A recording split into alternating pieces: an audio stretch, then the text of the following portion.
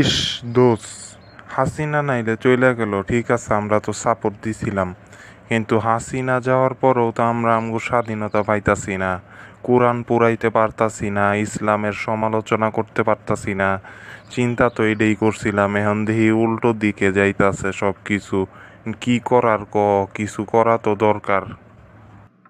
হ, এটাই তো, আমিও তো সেটাই ভাবছিলাম কোরআন পড়াইতে পারমো, ইসলামের সমালোচনা করতে পারমো, এটাই তো ভাবছিলাম। এখন দেখি উল্টা দিকে। তো সমস্যা নাই।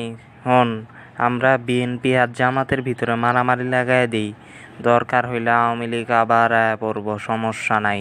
বুঝছস? আমরা যদি এইভাবে নাই থাকতে পারি তাহলে আওয়ামী লীগ না থাইকে লাভ কি, বুঝস নাই?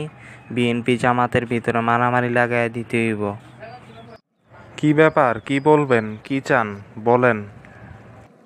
আরে ভাই, দুঃখের কথা আর কারে কমো। আমি বিএনপির একজন শুভাকাঙ্ক্ষী, অথচ এই দেখতে হইতাছে। জামাত যেভাবে দেখতাছো আওগায় যাইতাছে, বিএনপি কিছুই না। তোমরা ভাই কেমন? জামাত দেহ না আওগায় যাইতাছে, যেমনেই পারো জামাতেরে ঠেকাও, নাইলে কিন্তু সমস্যা। ঠিক আছে, বিষয়টা দেখতাছি, ঠিক আছে, আচ্ছা। কি ব্যাপার, কিছু বলবেন? আর কি বলবো বলেন, আপনারা তো বইসা আছেন, আর ওদিকে বিএনপি তো সরকার গঠন করে খেলাফত চান, খেলাফত। দেশ ইসলামিক রাষ্ট্র হইব, ইসলামিক রাষ্ট্র, বুঝছেন? ইসলামিক রাষ্ট্র হইব, বিএনপি থাকতে এটা হইব না। বিএনপি রে ঠেকান।